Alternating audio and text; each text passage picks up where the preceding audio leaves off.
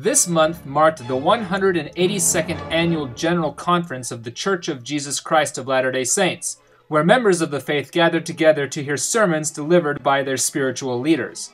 With nice warm weather, plenty of individuals were outside enjoying the sun, and flocks of Mormon faithful entered into the conference center to hear inspiring messages. However, it wasn't just Mormon leaders that had a particular message for the Latter-day Saints today.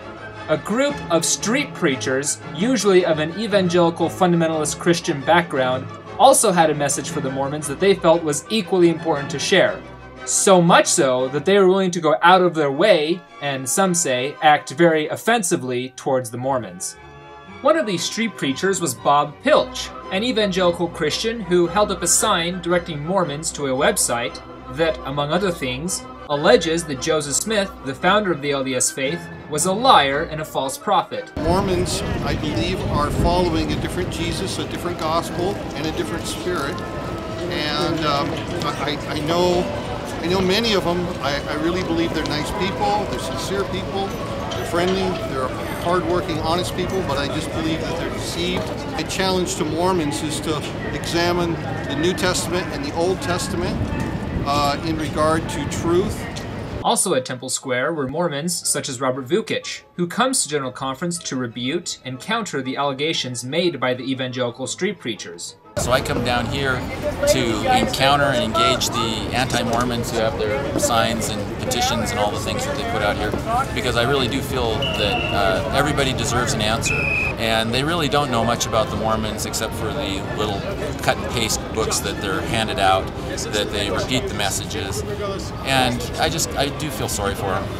More than anything, I want Mormons to know that they can have eternal life and complete forgiveness of sins through the grace of God, which is the unmerited favor that comes through the work of Christ on the cross. These silly arguments that they throw up have responses, and I'm not alone. There's quite a few members of the church that do this, and there's just a wealth of resources out there, and I try to at least let the anti-Mormons know that that's the case. And sometimes the antics between the Mormons and non-Mormons can get downright crazy. My name is Satan. Every General Conference I bring out my street preachers to yell at Mormons that they're going to hell. I bring the most evil, vile street preachers out into the streets to yell at old ladies that they're going to hell. It's fun. It's fun for all of us. It's really a good time. But the craziness is usually tempered by a less combative approach taken by other Mormons, such as these USU college students, who came to peacefully sing away the street preachers and their confrontational message.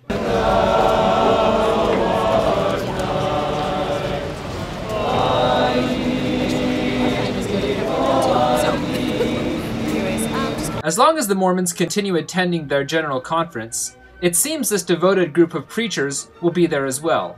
And with such large personalities and deep religious passions clashing with each other, the event will always be a spectacle to behold.